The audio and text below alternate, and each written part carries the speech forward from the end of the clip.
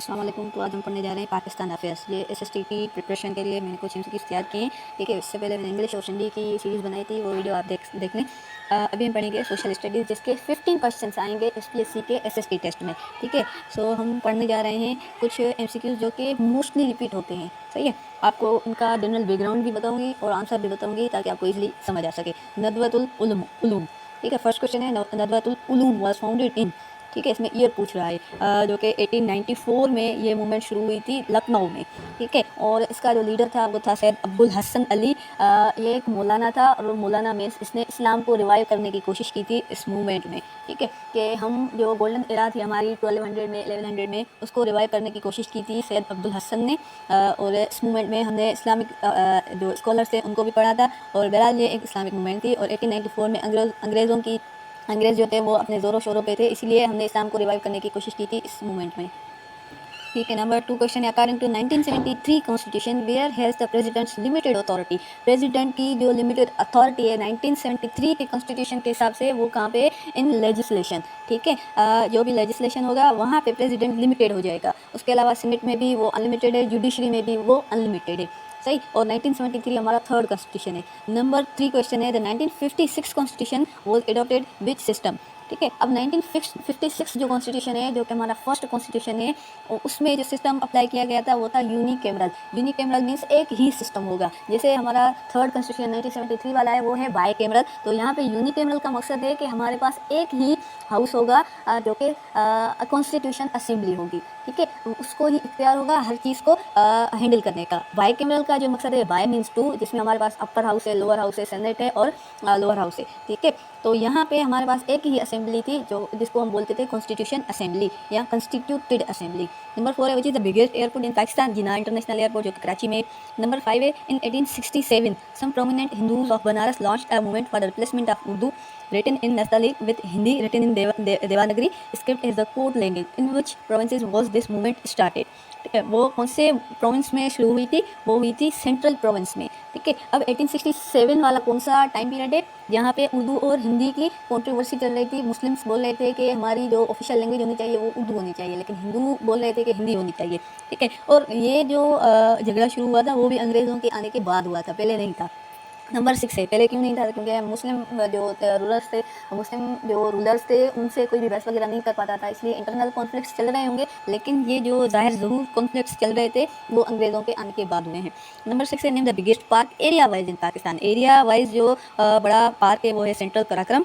Number 7 है Humayun the son of Babur ascend the throne of Agra. Humayun को कौन से तख्त पे, कौन से शहर के तख्त पे बिठाया गया था? वो था आगरा। नंबर 18 है that density of population in Sindh is 339.8 per square kilometre. Number 9 है when Urdu introduced as an official language in the subcontinent by British government. वो थी 1832। ठीक है, और ये जो क्वेश्चन है वो ज़्यादातर न्यूमेरिकल इसलिए मैंने लिखे हैं क्योंकि हमारी जो एसएसटी की टेस्ट हुई थी या मोस्टली हम पास्ट पेपर्स को भी देखें तो क्वांटिटी को बहुत ज़्यादा वो प्रेफर करते हैं। Quantity means numbers. नंबर 10 है the majority of southern Pakistan population lives along the. कहाँ पे ज़्यादा मोस्ट पॉपुलेशन रिलाई करती है? वो है रिवर इंडस के पास में। अब रिवर इंडस के पास में क्यों? क्योंकि ये डेंसिटी के हिसाब से भी बहुत यूज़फुल है। और जो रिवर्स हैं, रिवर्स हमारे कारोबार में भी काम आती है और पानी हमारी लाइक हमारे बहुत सारे चीज़ों में काम आता है। इसीलिए तकरीबन जो भी पहले के ज़माने में माइग्रेशन होती थी वो रिवर के पास ही रहते थे। आज भी हम देखते हैं रिवर के साथ रहने में हमारे बहुत ज़्यादा फ़ायदे भी होते हैं। नंबर 1 मीन्स लेवल 2 अब शुरू हुआ है कि page number 2 what is the height of Mangla dam. Mangla dam की हाइट है 147 मीटर्स 147। नंबर 2 है Sindh assembly seats have been increased and now its strength is. पहले सिंध असेंबली की कितनी सीट्स हैं और अब कितनी हो चुकी हैं? तो अब है 168। पहले कितनी थी वो आपको जहन में रखना है या कमेंट में बताना है। नंबर 3 है we have learn nothing from history. ये एक बुक है जो कि लिखा है sir air marshal Mohammad Asghar Khan. Number 4 है under which article of the 1973 constitution a supreme judicial council has been established in Pakistan. कौन से आर्टिकल के तहत 1973 के कॉन्स्टिट्यूशन में सुप्रीम जुडिशियल काउंसिल बनाई गई है? वो है 209 आर्टिकल। ठीक है, 209। अब ये जो काउंसिल है उस नाम से हमें पता चलता है कि कौन सी काउंसिल होगी? जुडिशियल, जहाँ पे हमने अपॉइंटमेंट पे रखना है जजेस को, या उनको रिटायरमेंट देनी है या उनको रिमूव करना है, मीन्स ऑल ओवर जजेस की बात होगी 209 आर्टिकल के सुप्रीम जुडिशियल काउंसिल में। नंबर 5 है cotton textile the largest industry of Pakistan employees in industrial labour force of magnitude of 80% 0.65 0.5 या नन ऑफ दिस। ठीक है, यहाँ पे दो कंफ्यूजिंग एमसीक्यूज हैं। एक तो नन ऑफ दीज का मैं आपको अप्रोक्सीमेट परसेंटेज बताऊंगी। उसके अलावा यहाँ पे देखिए ये है 80% और यहाँ पे 0.65 0.5, जिसको अगर हम 0 पॉइंट निकाल दें बाकी हमारे पास बचेगा 65% और 0 निकाल दें तो हमारे पास आ जाएगा 50%। ठीक है, तो इसमें आपने कंफ्यूज नहीं होना कि यहाँ पे भी परसेंटेज है, यहाँ पे परसेंटेज नहीं है, क्योंकि ये जो 0 पॉइंट वाले हैं वो उनको चेंज किया गया है परसेंटेज से। ठीक है, सो नन ऑफ दिस में जो ऑप्शन आएगा वो होगा 36 to 40%। सही है, ना 80% ना 60% ना 50%, ऑप्शन होगा 36 to 40%। नंबर 6 है which of the following desert is known as friendly desert. Friendly desert हम थर्ड डिजर्ट को बोलते हैं। नंबर 7 है Hamun Mashkel lake is located in, ये कहाँ पे, बलूचिस्तान में। When Allama Iqbal delivered his historical address in Allahabad 1930 में, ये 3 साल सेम हुए थे। 1928 में नेहरू ने रिपोर्ट दी थी, 1929 में कायदे आज़म ने 14 पॉइंट्स दिए थे और 1930 में अल्लामा इकबाल ने अपना हिस्टोरिकल एड्रेस दिया था इलाहाबाद में। नंबर 9 है who dissolve the first constitution assembly of Pakistan, जो कि गवर्नर जनरल मलिक गुलाम मोहम्मद ने डिजॉल्व किया था। मैंने आपको बताया फर्स्ट कॉन्स्टिट्यूशन 1956 में लगा था, जो कि यूनिकैमरल था। यूनिकैमरल मीन्स कॉन्स्टिट्यूट असेंबली जो है वही सारे मतलब हक वगैरह अदा करेगी। तो वो जो कॉन्स्टिट्यूंट असेंबली या 1956 वाला जो कॉन्स्टिट्यूशन वो किसने एब्रोगेट किया था, ख़त्म किया था, वो था governor general Malik Ghulam Mohammad. Number 10, at the time of partition which part of the new state Pakistan had witnessed severe rioting. Riot जो वर्ड है उसका मकसद है हमला करना या वायलेंट पैदा करना। तो कहाँ पे वायलेंट ज़्यादा से ज़्यादा पेश हुआ था, पार्टीशन के टाइम पे वो हुआ था पंजाब में। ठीक है, अब आ जाते हैं लेवल 3 पे। लेवल 3 में फर्स्ट जो एमसीक्यूज है वो है East India Company first arrived in India at the port of Surat in 1608। ठीक है, India EIC East Indian Company पहले इंडिया में आई थी सूरत के पोर्ट पे। ठीक है, वो 1608 में आई थी। नंबर 2 है the total length of road network in Pakistan is 260,000 kilometre. Number 3 है president was to be elected देश ईयर से 1956 कॉन्स्टिट्यूशन।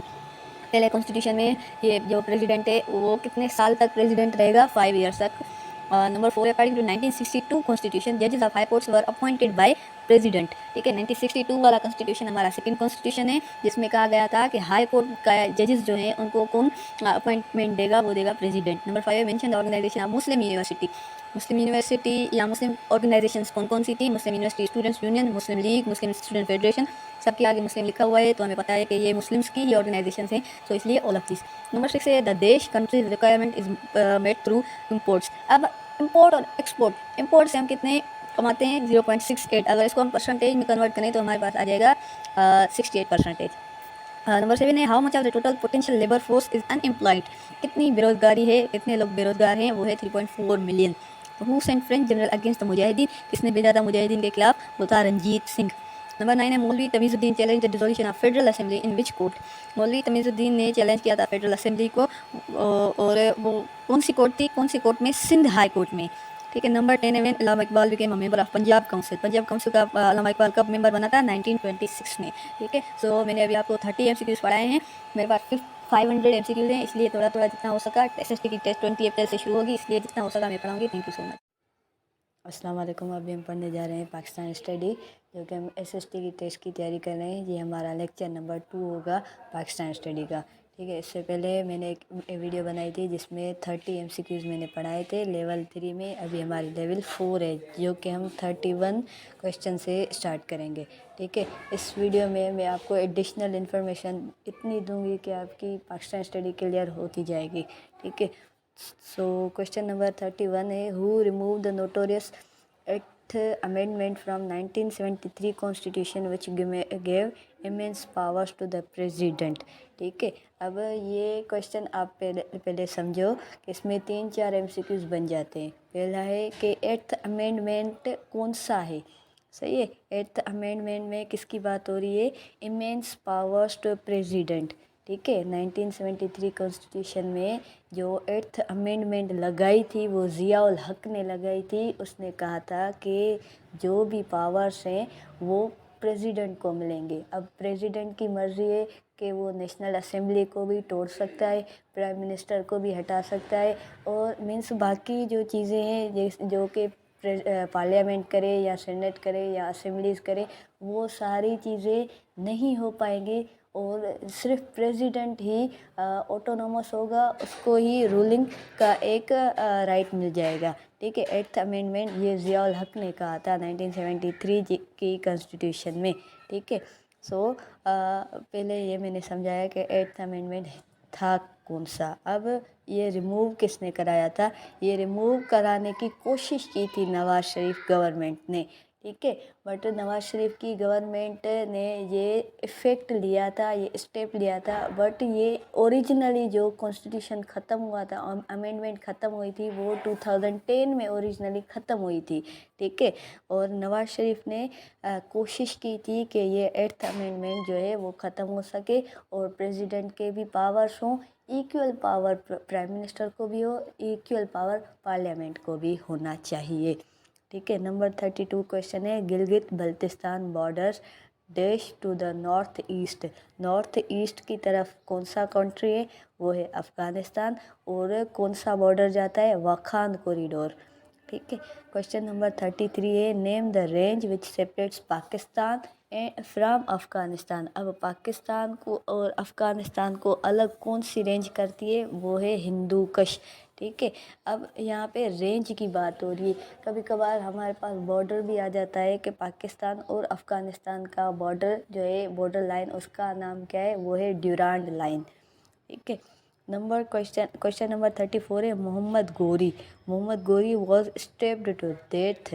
मोहम्मद गोरी को कत्ल किया गया था। स्टेप्ड टू डेथ मीन्स उसका छुरा लगाया गया था। कौन से ईयर में? 1206 में। नंबर क्वेश्चन 35 है, when India, in view of its bad military position in Jammu and Kashmir, made a frenetic appeal to the UNO, ठीक है। यूएनओ को कंप्लेन की थी या एक इशू जाहिर किया था इंडिया ने 1 जनवरी 1948 में कि जो जम्मू और कश्मीर है, इनकी जो हदें हैं वो इंडिया में आनी चाहिए। अब आप ये 1 जनवरी 1948 को माइंड में रखें और इससे 4 महीने पहले का व्यू माइंड में रखें कि 14 और 15 अगस्त को पाकिस्तान और इंडिया आज़ाद होते हैं। तो 4 महीने में इन्होंने, पाकिस्तान ने अलग एक जदोजहद की कि जम्मू और कश्मीर हमारी हद में होनी चाहिए, इंडिया ने अलग की कोशिश, ठीक है। तो जो जल्दबाजी में इंडिया ने जाके यूएन को ये मसला बताया कि हमें जो जम्मू और कश्मीर है इनकी हदें देनी चाहिए और हमें इनके पावर्स देने चाहिए, ठीक है। तो 1 जनवरी 1948 में इंडिया गया था यूएन के लिए, यूएन के पास जम्मू और कश्मीर के लिए। बट जम्मू और कश्मीर के लिए यूएन ने ये सीज़ फायर का भी एक ऑप्शन रखा। उसके अलावा प्लेबिसाइड का भी ऑप्शन रखा कि जिसमें जम्मू और कश्मीर खुद राज़ी हो जाए, या वोटिंग होनी चाहिए कि किसके इलाके में ये जाना चाहते हैं, या फिर इनको आज़ाद सावेरियन स्टेट बनाना चाहिए, ठीक है। जो मसले अभी तक हल नहीं हुए, बट जो इशू यूएन के पास गया था वो इंडिया ने भेजा था 1 जनवरी 1948 में। क्वेश्चन नंबर 37 है, which country is located east of Pakistan. ये मोस्टली टेस्ट में ये क्वेश्चन आता है कि ईस्ट ऑफ पाकिस्तान में कौन सा कंट्री है, जो कि इंडिया है। Which is the biggest province of Pakistan area wise कौन सा सूबा बड़ा है? बलूचिस्तान। और पॉपुलेशन के हिसाब से पंजाब बड़ा है। Question number 39 name the area which receive the heaviest snowfall in a year. Pakistan का कौन सा इलाका है जिसमें बर्फ़बारी ज़्यादा होती है? वो है स्कर्दू। अब क्वेश्चन नंबर 40, इन देश के मार्शल लॉ वॉज जस्टिफाइड। अब मार्शल लॉ जो है वो हमें पता है वो एक इनजस्टिस है अवाम के लिए, बट एक स्टेट वर्सेस डूसो एक केस था। स्टेट मीन्स गवर्नमेंट और डूसो पॉलिटिकल पार्टीज़ के कुछ सरनेम्स लिए गए थे कि एक झगड़ा हुआ था स्टेट और पॉलिटिकल पार्टीज़ में, और इन झगड़े में कहा गया था कि मार्शल लॉ जो है वो जस्टिफाइड है, वो इनजस्टिस नहीं है। स्टेट मीन्स गवर्नमेंट या जुडिशनरी हमारी जो कि मिलिट्री के साथ कोलैब में होती है, उसने कहा था कि मार्शल लॉ सही है, वो होना चाहिए। बट दूसरों जो पॉलिटिकल पार्टीज़ के सरनेम्स थे उन्होंने कहा था ये गलत है। तो वर्सेस का जो केस था स्टेट वर्सेस डूसो, उस झगड़े में कहा गया था martial law was justified. Question number 41 है, who was the Mughal emperor who accept the British pension first. अब ये बात आप जहन में रखें कि मुगल जो एम्परर्स थे वो या जो कोई भी मुस्लिम एम्परर्स थे उनके लिए एक ये ख्वारी की बात होगी कि ब्रिटिश उनको पेंशन दे रही है। ये पेंशन उन्होंने लेना लाजिम नहीं समझा था, बट एक पहला मुग़ल एम्परर था जिसने सोचा मेरा ख़जाना भी ख़त्म हो गया है, हमारी जो गवर्नमेंट है वो भी अब नीचे आ रही है, डिक्लाइन जा रही है, तो इसलिए बेहतर है खुद के सर्वाइवल के लिए मुझे ब्रिटिश की पेंशन एक्सेप्ट करनी चाहिए। वो था शाह आलम टू। ठीक है। क्वेश्चन नंबर 42, आर्टिकल 176 टू देश deal with supreme court of Pakistan. Supreme court of Pakistan के लिए कौन से आर्टिकल्स यूज़ होते हैं? वो है 176 टू 191, 176 से 191। ठीक है। और आर्टिकल 175 के तहत सुप्रीम कोर्ट को बनाया गया है। क्वेश्चन नंबर 43 है, limestone deposits are found in Daud Khel, Wah, Karachi, all of them. Limestone एक रॉक पत्थर का नाम है, आपको पता है, जो कि हमें मिलते हैं दाऊद खेल, वाह, कराची में, so all of them. Number 44 है, which Indian received Pakistan highest award. अब पहले ये सोचें कि पाकिस्तान का हाईएस्ट अवार्ड कौन सा है। ज़ाहिर है मिलिट्री का है, जो कि निशान हैदर है, जो कि मिलिट्री को ही मिलता है निशान Haider highest award.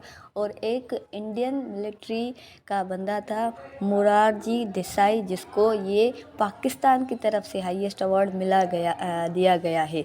Question number 45 है, the area with highest rainfall in Pakistan. ऊपर हमने पढ़ा था कि एरिया हेवीएस्ट स्नोफॉल, अब यहाँ पे हम देख रहे हैं हेवीएस्ट रेनफॉल। रेनफॉल होता है मरी में, स्नोफॉल होता है स्कर्दू में। क्वेश्चन 46 है, during the Zia era who had the authority to ban political party against. Again हमने देखा कि ज़िया ने सारे के सारे जो पावर्स वो प्रेसिडेंट को दिए हुए थे, तो ये भी ज़िया ने एक अथॉरिटी दी प्रेसिडेंट को कि पॉलिटिकल पार्टीज़ को भी आप बैन कर दो। क्वेश्चन नंबर 47 है, how much area of Pakistan is covered by plains and deserts. ठीक है। अब प्लेन्स एंड डिज़र्ट का रेशियो पाकिस्तान में कितना है? वो है 0.42। अब 0.42 का मकसद परसेंटेज नहीं है, ये एक डेसिमल है, जिसको हम परसेंटेज में अगर चेंज करेंगे तो 42% हो जाएगा। ठीक है। क्वेश्चन नंबर 48 है, under the which article of 1973 constitution supreme court of Pakistan was establish. जो कि मैंने पहले आपको बताया 175 आर्टिकल के तहत सुप्रीम कोर्ट को बनाया गया था। फिर 176 टू 191 तक जो भी आर्टिकल्स हैं वो सुप्रीम कोर्ट के बारे में ही बताते हैं। क्वेश्चन नंबर 49 है, हिन्ना लेक इज़ सिचुएटेड नियर। हिन्ना लेक कहाँ पे है? वो कोयटा में है। और क्वेश्चन नंबर 50 है, वीडियो लंबी हो रही है इसलिए बस आखिरी बता रही हूँ, Darul Uloom Deoband was founded by. Darul Uloom educational organisation थी ब्रिटिश इरा में, जो कि बनाई गई थी हज़रत हाजी आबिद हुसैन, मौलाना जुल्फ़कार अली, मौलाना कासिम नूनतवी, उन्होंने बनाई थी कि हम इस्लाम को रिवाइव करने की कोशिश करें, हम अंग्रेज़ों की आड़ में आते जा रहे हैं। तो दारुल उलूम देवबंद इन तीनों ने बनाई थी, या ये तीनों इनके फाउंडर है। So thank you so much. अस्सलाम वालेकुम। आज भी हम कंटिन्यू करेंगे पाकिस्तान स्टडी, जो कि हमारा लेक्चर नंबर 3 है। कल हमने 50 MCQs पढ़े थे, आज 51 है। और ये MCQs इतने नॉलेजेबल हैं कि आपको बैकग्राउंड समझ आ जाएगा, तो MCQ याद करने में भी आपको आसानी आ जाएगी। ठीक है। सो क्वेश्चन नंबर 51 है, how many members of first constituent assembly were there. ठीक है। फर्स्टली आपने ये देखना है कॉन्स्टिट्यूएंट असेंबली थी क्या और कब बनी थी। ये बनी थी 11 अगस्त को 1947 को कराची में। कायदे आज़म आए थे कराची में स्पीच देने, और 11 अगस्त को बनी थी। हालांकि पाकिस्तान 14 अगस्त को आज़ाद हुआ है। ठीक है। तो 11 अगस्त में पे कायदे आज़म आए, उन्होंने कहा कि ये फर्स्ट कॉन्स्टिट्यूएंट असेंबली है पाकिस्तान की, जिसमें हम पाकिस्तान जो कि आज़ाद होने वाला है उसका हम कॉन्स्टिट्यूएंट बनाएंगे, लीगल फ्रेमवर्क बनाएंगे कि कैसे एक मुल्क को चलाना है। ठीक है। सो कायदे आज़म ने कितने मेंबर्स इसमें चूज़ किए? 79। ठीक है। क्वेश्चन नंबर 52 है, Baltoro glacier is situated in the mountain range of Karakoram. Question 53 है, who wrote Loyal Mohammedans of India. ये Loyal Mohammedans of India sir Syed Ahmad Khan का एक बुक है जो कि 1869 में सर सैयद अहमद खान ने लिखा था, जिसमें उसने बताया है कि कैसे मुसलमान जो हैं इंडिया के वो इस्लामिक लोग हैं और इनमें बगावतें, इनमें बग्स साड़ वगैरह नहीं है। ठीक है, ये लॉयल हैं और ये दीन पे ही चलते रहते हैं। ठीक है, ये 1869 में सर सैयद अहमद खान ने लिखा था, जो कि एक क्रिटिसिज्म हुआ था लाइफ ऑफ प्रॉफिट मोहम्मद सल्लल्लाहु अलैहि वसल्लम, एक अंग्रेज़ ने किया था इंग्लैंड में। उनके जवाब में ये Loyal Mohammedans of India sir Syed Ahmad Khan ने ये बुक लिखी थी। क्वेश्चन नंबर 54 है, in whose court writes sir Syed's maternal grandfather Khwaja sorry sir Syed maternal grandfather Khwaja Farid Khan bin Wazir. ठीक है, सर सैयद अहमद खान का जो ताल्लुक़ था वो भी एक शाही ख़ानदान से था। शाही इन द सेंस के उनके जो दादा थे या अबू थे वो कोर्ट की सर्विस देते थे, उस हिसाब से ये शाही ख़ानदान में मतलब काउंट होते हैं। ठीक है, उसके अलावा सर सैयद अहमद खान का जो दादा था ख्वाजा फरीद खान, वो वज़ीर था अकबर शाह टू के कोर्ट में। ठीक है, सो सर सैयद अहमद खान का आना जाना लगा होता था कोर्ट में, और कोर्ट की जैसे स्कॉलरशिप दी जाती है तो कोर्ट की स्कॉलरशिप मिली थी सर सैयद अहमद खान को, जिसके हिसाब से वो इंग्लैंड गया था पढ़ने कोर्ट के पैसों पे। ठीक है, it was such kind of scholarship. Question number 55 है, what is the total length of Ravi river. Ravi river की कितनी लेंथ है, वो है 715 किलोमीटर। नंबर क्वेश्चन 56 से, ज़बूर आजम वॉज रिटन बाय। ज़बूर आजम किसने लिखा? अल्लामा इकबाल ने लिखा। अब ज़बूर और आजम ये दो वर्ड हैं, वर्ड का कम्बिनेशन है। ज़बूर मीन्स नज़म।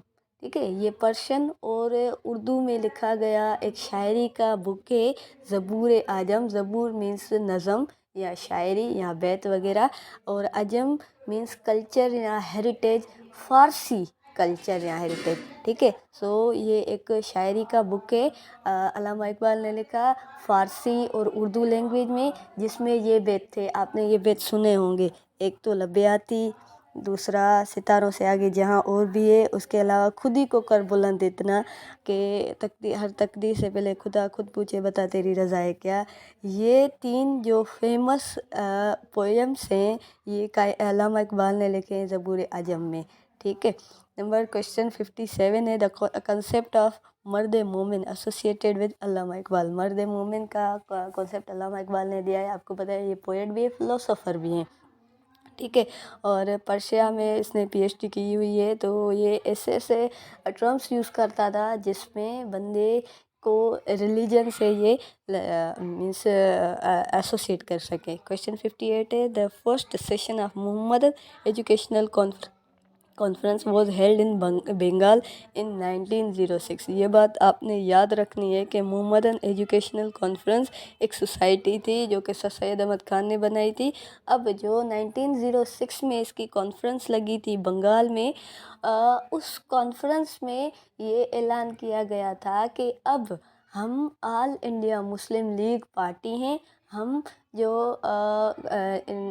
इंडियन नेशनल कांग्रेस से हम अलग हो चुके हैं। ठीक है, 1906 की मोहम्मदन एजुकेशनल कॉन्फ्रेंस में मुसलमानों ने एक दो लीडर का नाम मुझे याद नहीं आ रहा, सो उन्होंने ऐलान किया था कि अब हमारी पार्टी अलग होगी मुस्लिम की, अब हम हिंदुओं वाली पार्टी जो है इंडियन नेशनल कांग्रेस, उसमें हम नहीं रहेंगे, हमारी पार्टी अलग हो चुकी है जो कि AIML है, ऑल इंडिया मुस्लिम लीग, जो कि 1906 में ऐलान हुआ था, बनी गई थी मोहम्मद एजुकेशनल कॉन्फ्रेंस के द्वारा। क्वेश्चन 59 है, who appointed general Mohammad Ayub Khan as the chief martial law administrator.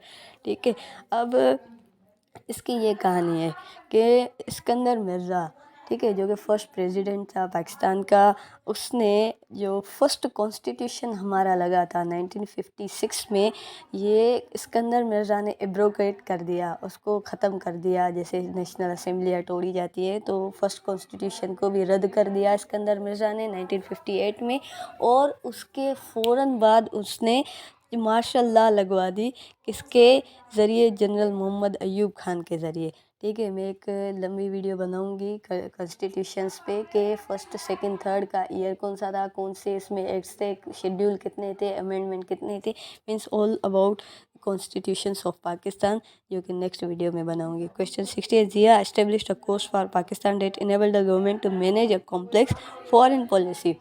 Foreign policy जब से हमारे पास आई थी उसको एक सपोर्ट दिया था, हवा दी थी किसने? जिया ने। क्वेश्चन नंबर 61 है, व्हेन सैयद अहमद शहीद and Mujahideen attack Sikh forces. ठीक है, अब सैयद अहमद शहीद एंड मुजाहिद कौन थे? ये इस्लामिक लीडर थे जिन्होंने सिख पे हमला किया था 1826 पे। अब हमें पता है कि जो सिख कौम है वो इस्लाम को नहीं मानती। ठीक है, अब सिख कौम जो है वो पंजाब की थी, जिसमें वो फॉलो करते हैं सिख जो लीडर हैं जैसे कि गुरु नानक देव जी। सही है। उसके अलावा उनकी जो स्क्रिप्चर है वो है गुरु ग्रंथ साहिब, उनकी होली स्क्रिप्चर है, सो वो इस्लाम को नहीं मानते। तो अब 1826 वो दौर था जिसमें इस्लाम जी की जो वैल्यू थी वो थोड़ी डिक्लाइन होती जा रही थी, और सिख जो फोर्स है या सिख कौम है वो आगे बढ़ती जा रही थी। तो सैयद अहमद शहीद एंड मुजाहिदीन कुछ ऐसे लीडर थे जिनको खौफ हुआ कि अगर हमने सिख को नहीं रोका तो ये हमारी जो इस्लामिक गोल्डन एरा है वो चली जाएगी। ठीक है, इसलिए उन्होंने अटैक किया था 1826 पे। क्वेश्चन 62 है, before Shah Suri was involve in conflict with Humayun he was देश ऑफ बिहार। वो बिहार का क्या था? शेर शाह सूरी डिप्टी गवर्नर था बिहार का पहले बिहार में, फिर उसने हुमायूं के साथ कॉन्फ्लिक्ट किया। ठीक है, अब कॉन्फ्लिक्ट की क्या रीज़न थी? ठीक है, शेर शाह सूरी था एक पश्तून रूलर, हुमायूं था एक मुग़ल एम्परर। ठीक है, अब शेर शाह सूरी को जो मुग़ल एम्परर को हटाना था और ख़ुद को किंग बनाना था, तो हुमायूं जो का मुग़ल एम्परर था उसको हटाने के लिए उसने जंग करी, जो को बैटल ऑफ चौसा है 1539 में, और बैटल ऑफ कनौज है 1540 में, जिसमें उसने हुमायूं को जो को किंग था मुग़ल का उसको हरा दिया, और इतना उसको प्रेशर दिया कि वो एग्ज़ाइल कर गया। ठीक है, अपना खुद का मुल्क ही छोड़कर चला गया था हुमायूं। ठीक है, और शेर शाह सूरी जो है वो किंग बन गया। उसके बाद हुमायूं जो है उसने पावर को ख़त्म कर दिया, रिज़ाइन कर दिया, और फिर हमने मतलब इसमें देखा कि मुग़ल एम्परर ख़त्म हो चुकी थी। उसके बाद मुग़ल एम्परर 2 शुरू हुई थी शेर शाह सूरी के डेट के बाद। ठीक है, मीन्स से एक दरार आ गई थी मुग़ल एम्परर के बीच में जब शेर शाह सूरी किंग बना था। क्वेश्चन 63 है, Qadirabad barrage was built on Chenab in 1967. Question 64 है, which of following were the drawbacks of Government of India Act of 1858। ठीक है, अब ये बात आपने याद रखनी है कि जो गवर्नमेंट एक्ट इंडियन एक्ट 1858 है, 1858 का एक्ट कैसे पास हुआ? अब हम देखेंगे 1857 में क्या हुआ था। 1857 में लगी थी एक जंग, इंडिपेंडेंस। ठीक है, वॉर ऑफ इंडिपेंडेंस। ठीक है, जिसको हमने वॉर ऑफ रिबेलियन भी बोलते हैं, जो कि मुसलमानों ने लगाई थी अंग्रेज़ों के ख़िलाफ़, के अब हम इनका जुल्म वगैरह बर्दाश्त नहीं कर सकते, बेहतर है हम जंग करते हैं या रिबेल करते हैं या एक अनाउंसमेंट करते हैं कि अब हम अंग्रेज़ों को नहीं मानेंगे। सही है, सो 6 या 7 माह तक एक कंटिन्यूस बैटल लगी थी या वॉर लगी थी, जिसमें जहाँ पे जो कोई भी अंग्रेज़ नज़र आता था मुसलमान को उनको मार दिया जाता था। ठीक है, सो 1857 की जो जंग थी वो मुसलमान तो हार गए, वॉर ऑफ इंडिपेंडेंस। उसके बाद जो अंग्रेज़ थे वो आग बगोला हो गए, उन्होंने कहा कि अब मुसलमान को हम नहीं छोड़ेंगे। ठीक है, जितना हो सका हम उनको तंग करेंगे, जितना हो सका हम तशद्दुद करेंगे। ठीक है, और अंग्रेज़ों ने ये भी कहा था कि अगर 1857 वाली वॉर 2 महीने और चल जाती तो हम समझ चुके थे कि हम हार चुके हैं, इंडिया को अब हमें हमारे छोड़ने की बारी आ गई है। ठीक है, बट वो जंग हार गए मुसलमान, और उसके बाद एक इंडियन गवर्नमेंट एक्ट आ गया 1858, जिसमें अंग्रेज़ों ने कहा कि जो भी एक्सपेंसेस है secretary of state for India और काउंसिल के, जो कोई भी इंडियन एक्सपेंसेस होंगे वो इंडियन रेवेन्यू देगा। ठीक है, मतलब क्या है इसका कि जो कुछ भी गवर्नमेंट का खर्चा होगा, काउंसिल का खर्चा होगा, स्टेट का खर्चा होगा, वो सब बेयर करेंगे मुसलमान। और ये हम नहीं जानते कि ये मुसलमान हाई क्लास के, मिडिल क्लास के, लोअर क्लास के, इनको हाई टैक्स पे करना है एनी हाउ। अगर ये टैक्स नहीं पे करेंगे हम इनको ज़िंदा जला देंगे, तशद्दुद करेंगे। सो एनी हाउ इनको टैक्स पे करना है, उनको सेक्रेटरेट और काउंसिल चलानी है। ठीक है, सो ये एक्ट था 1858 का, जिसमें expenses of secretary of state for India and his council became a burden on Indian revenues. ठीक है, अब गवर्नमेंट जो कि ब्रिटिश की थी उनको चलाएगा कौन, मतलब कौन किसके पैसे पे चलेगी, वो मुसलमानों के या हिंदुओं के पैसे पे चलेगी। क्वेश्चन 64 है, on November 26 1964 the first TV station was establish in the city of Lahore. आपने लाहौर याद रखना है, उसके साथ साथ ये नंबर्स भी याद रखने हैं। क्वेश्चन 66 है, the track of Pakistan railway is 11,881 kilometre. Question 67, Pakistan GDP growth rate for year 2017-18 was 0.054, जिसको आप परसेंटेज में कन्वर्ट करोगे तो 54% हो जाएगा।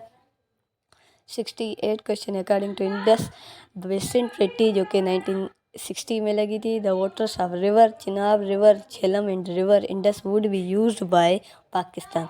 जो ईस्टर्न रिवर्स है वो पाकिस्तान यूज़ करेगा, जो वेस्टर्न है वो इंडिया यूज़ करेगी। क्वेश्चन 69 है, China and Pakistan first signed an agreement on Gwadar in which year, in 2002। How many districts are there in Gilgit Baltistan, वो है 10। ठीक है, वीडियो लंबी हो रही है इसलिए ज़्यादा हम नहीं पढ़ेंगे। So this was all about 20 MCQs थे।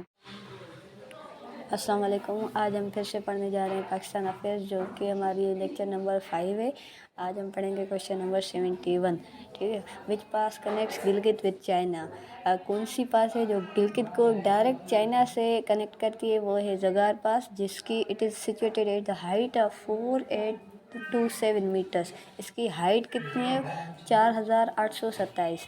क्वेश्चन नंबर 72 है, under home leadership the constitution of 1956 was passed. जो फर्स्ट कॉन्स्टिट्यूशन है 1956 वाला, वो किसने पास करवाया था, चौधरी मोहम्मद अली ने। और किसने एब्रोगेट किया था, सिकंदर मिर्ज़ा ने। क्वेश्चन नंबर 73 है, in which year did sir Syed Ahmad Khan was transferred to Bijnor. Bijnor वो कब गए थे, 1855 में। और इसको याद रखने के लिए आप ये याद रख सकते हैं कि 1857 में वॉर ऑफ इंडिपेंडेंस लगी थी, जो कि सर सैयद अहमद खान के गैर मौजूदगी में लगी थी। क्वेश्चन नंबर 74 है, the country which supported the Pakistan movement before the emergence of Pakistan is Iran. कौन सा कंट्री था जिसने पाकिस्तान को एक्सेप्ट कर लिया था, वो था ईरान। और किसने मतलब रिजेक्ट किया था पाकिस्तान की इन्वॉल्वमेंट यूएनओ में, वो था अफ़गानिस्तान। ठीक है, और आज तक अफ़गानिस्तान पाकिस्तान को दिली तौर पर कबूल नहीं करता। क्वेश्चन नंबर 75 है, what is the share of Balochistan the total population of Pakistan. Pakistan की पॉपुलेशन में बलूचिस्तान का कितना शेयर है। So according to 2023 census the ratio of population of Balochistan है 6.2%। लोगों के हिसाब से 6.2% है, बट नेचर के हिसाब से वो 46.7% पे है। क्वेश्चन 76 है, the total numbers of receivers of Nishan Haider are. कितने बंदों ने निशान हैदर रिसीव किया है, वो है 10। क्वेश्चन 77 है, the number of seats in senate has been increase to 100। अब सेनेट की कितनी सीट्स हो गई हैं, 100। क्वेश्चन 78 है, 4 of the 5 rulers of slave dynasty were important including Qutbuddin Aibak, Altamash and देश।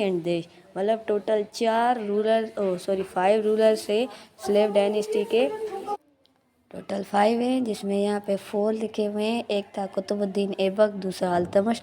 अल्तमश की बेटी रज़िया बेगम, वो भी स्लेव डायनेस्टी में आ जाती है। फिर बालबंद। ठीक है, उसके अलावा ये हमें याद रखना है कि स्लेव डायनेस्टी हम किसको कहते हैं, जिसमें ग़ुलामों को इख्तियार मिल जाए बादशाह बनने का। ठीक है, फॉर एग्ज़ाम्पल अगर कोई बादशाह है, उसका जो पर्सनल ग़ुलाम है वो इतना सलाहकार, इतना रिलायबल है, ऑनरेबल है, जो क्वेश्चन नंबर 79 है, which is the biggest thermal power station found in Pakistan. सबसे बड़ी थर्मल पावर स्टेशन कहाँ पे? कोट अद्दू पे। क्वेश्चन 80 है, the Christian saint who began to preaching in India in about 50 AD was S.T. Thomas, Saint Thomas. Question number 81 है, according to Sir Syed Ahmad Khan, whose supervision counted much in the formation of his character. Sir Syed Ahmad Khan जब मतलब बड़े हो गए थे तो ये बार बार कहते थे कि जो भी मेरा आज करेक्टर है, एजुकेशनल है या इस्लामिक है या रिलीजियस है, जो कौन सा है, इसमें जो मेजर रोल प्ले किया है वो मेरी मदर ने रोल प्ले किया है, जिसका नाम था अजीज़ुल निसा। क्वेश्चन 82 है, the downfall of Muslim rule in India started with the demise of Aurangzeb. ठीक है, अब औरंगज़ेब 1707 में जब वो वफ़ात पा गए, उसके बाद बहादुर शाह वन आए थे, तो औरंगज़ेब की डिमाइस के बहुत सारे नेगेटिव इम्पेक्ट पड़े थे हमारे कॉन्टिनेंट पे। ठीक है, जब एक था इकोनॉमिक डिक्लाइन आ गया, उसके अलावा जो है जो छोटी छोटी स्मॉल स्टेट्स थी उनको ये इख्तियार मिल गया था कि अब हम आज़ाद हो सकते हैं, हमारे ऊपर कोई ताकतवर बादशाह नहीं है, हमारी मर्ज़ी हम अब रिवॉल्ट करें, हमारी मर्ज़ी अब हम इस्लाम को फॉलो करें या ना करें, अब हमारी मर्ज़ी है कि हम अपने स्टेट को कैसे चलाते हैं। ठीक है, सो जब औरंगज़ेब 1707 में वफ़ात करते हैं तो डिवाइड एंड रूल वाला इम्पेक्ट पड़ना शुरू हो गया था, जो कि ब्रिटिश ने ये मतलब हमें बताया। जैसे ब्रिटिश ने गवर्नमेंट को तोड़ने की कोशिश की थी, डिवाइड करो पहले हर एक स्टेट के गवर्नर को, फिर उन पे आप रूल करो। तो जब औरंगज़ेब की वफ़ात हो गई तो ये चीज़ें सच होने लगी कि हर एक बंदा जो कि बेजार था वो आज़ाद होना शुरू हो गया। सो उसके डाउनफॉल, मुस्लिम इंडिया के डाउनफॉल होना शुरू हो गया। Question 83, in which meeting of Muslim League the women fully participate for the first time. पहली दफ़ा विमन ने हर एक चीज़ में विमन आगे आना शुरू हो गई थी। वो कब था? जब एनुअल मीटिंग हुई थी मुस्लिम लीग की 1938 में। ये वो दौर है जब कांग्रेस मिनिस्ट्रीज़ लगी थी 27 मंथ्स के लिए। ठीक है, इलेक्शन लड़े थे मुस्लिम और इंडिया ने। मुस्लिम ने जोरी करके कहा कि हमें सेपरेट इलेक्टोरेट करना चाहिए, जो कि 1937 में इलेक्शंस हुए, लेकिन ज़्यादा से ज़्यादा जो सीटें थी वो इंडिया वाले हिंदू जीत गए थे, तो कांग्रेस मिनिस्ट्री भी उनको मिली थी। ठीक है, जो जूनियर पोस्ट थी, जिसकी हम मिसाल ले सकते हैं 1 to 4 ग्रेड वाली पोस्टें थी वो मुस्लिम्स को दी गई थी। 5 अपग्रेड वाली जो भी पोस्टें थी वो हिंदू ले गए थे, सारे मिनिस्ट्री भी हिंदू ले गए थे 1937 से 39 तक। ठीक है, तो हिंदुओं ने जुल्म करना शुरू किया था। सो विमन ने देखा कि अब जब हमारे जो मेल हैं वो ही कुछ नहीं कर पा रहे, तो थोड़ा सा रोल हमें भी प्ले करना चाहिए। तो आहिस्ता आहिस्ता एनुअल मीटिंग में विमन ने पार्टिसिपेट करना शुरू किया। 1939 में फातिमा जना ने मुस्लिम लीग को ज्वाइन कर दिया। ऐसे ही विमन में विमन ने ज़ोरों शोरों से रोल प्ले करना शुरू कर दिया। क्वेश्चन 84 है, from where the Indus river rises. Indus river Tibet से आती है हमारे पास। क्वेश्चन 85 है, Mahmud of Ghazni wages war against rebellious India in the year of 1000। Question 86 है, देश is the largest sector of Pakistan economy, जो कि एग्रीकल्चर है। क्वेश्चन 87 है, what age was specified for a person in the constitution of 1973 who wants to be a member of parliament. 1973 के constitution के हिसाब से अगर कोई बंदा पार्लियामेंट का मेंबर बनना चाहता है तो उसकी एज मिनिमम 25 हो या मैक्सिमम 45 तक होनी चाहिए। क्वेश्चन 88 है, when India is an aggrieve party appeared before the security council, जो कि इन मार्च 1948 है। सिक्योरिटी काउंसिल में या यूएनओ में इंडिया वाले तब ही पार्टिसिपेट कर सके जब उनको आज़ादी मिली थी। ठीक है, क्वेश्चन 89 है, the national assembly consisted of 342 members. Question 90 है, who elects chairman and deputy chairman of the senate from members of senate. अब सीनेट में अगर मेंबर्स चूज़ करने हैं तो वो सीनेटर्स ही चूज़ करेंगे। क्वेश्चन 91 है, Satpara lake situated in the Baltistan. Question 92, according to 6th population census the total population of Punjab is 110.01 million. ठीक है। टोटल पॉपुलेशन है पंजाब की, जो कि पंजाब पॉपुलेशन वाइज सबसे बड़ा प्रोविंस माना जाता है। क्वेश्चन 93 है, when the Congress ministry resign from their offices, जो कि ऊपर मैंने बताया कि 1937 तो 39 कांग्रेस मिनिस्ट्रीज चली थी। फिर 1939 में वर्ल्ड वार 2 आना शुरू हुआ, तो जो कांग्रेस मिनिस्ट्रीज़ हैं उन्होंने भी पार्टिसिपेट करना छोड़ दिया। उन्होंने ब्रिटिश को कहा, मतलब हिंदुओं ने कहा कि हम अगर वर्ल्ड वार 2 में पार्टिसिपेट करेंगे तो हमें आज़ाद इंडिया दोगे, ठीक है। सो 1939 में जैसे वर्ल्ड वार 2 शुरू होता है, इंडिया वालों ने मना कर दिया पार्टिसिपेट करने से, तो कांग्रेस मिनिस्ट्रीज भी ख़त्म होनी शुरू हुई, रिज़ाइन करना शुरू कर दिया। और 38 में विमेन ने पार्टिसिपेट किया था ज़ोरों शोरों से। क्वेश्चन 94 है, who constructed 5 canals to remove this scarcity of water. Water की जो स्केर्सिटी है वो आज तक भी होती रहती है, लेकिन वो स्केर्सिटी ख़त्म करने के लिए 5 कैनाल बनाए थे फिरोज़ शाह तुगलक ने, ठीक है। उनके अगर आप नाम जानना चाहते हैं 5 कैनाल्स के, तो ये नाम है, फर्स्ट वाला है western Yamuna, number 2 eastern Yamuna, number 3 Sutlej canal, number 4 Agra canal, number 5 हसी कैनाल। सो ये 5 कैनाल फिरोज शाह तुगलक ने बनाए थे। क्वेश्चन नंबर 95 है, whose office is excluded from the parliament. Parliament के बाहर, यहाँ पार्लियामेंट से अलग किसकी ऑफिस होती है, वो प्रेसिडेंट की होती है। क्वेश्चन 96 है, देयर आर देश शेड्यूल्स ऑफ द 1973 कॉन्स्टिट्यूशन। जो 1973 कॉन्स्टिट्यूशन है उसके 7 शेड्यूल्स हैं। क्वेश्चन 97 है, the constitution of All India Muslim League was written by Mohammad Ali Jauhar, ठीक है। ये क्वेश्चन बार बार आता है कि किसने लिखा, मोहम्मद अली जौहर ने। और ये मोहम्मद अली जौहर ही है जिसने कायदे आज़म को भी हेल्प की थी 14 पॉइंट्स लिखने में 1929 में, ठीक है। सो ये constitution all India Muslim league का 1907 में मोहम्मद अली जौहर ने लिखा था। क्वेश्चन 98 है, who declared in 1917 that Hindi was the only language capable of becoming the national language of India. अब हिंदी को नेशनल कौन करार देगा, जाहिर सी बात है हिंदू वाले देंगे, तो वो था M.K. गांधी। क्वेश्चन 99 है, what term for the members of senate was specified in the original constitution of 1973 के 1973 में बताया गया था कि सीनेट के मेंबर्स का टाइम पीरियड कितना होना चाहिए, वो है 6 years. Thank you so much.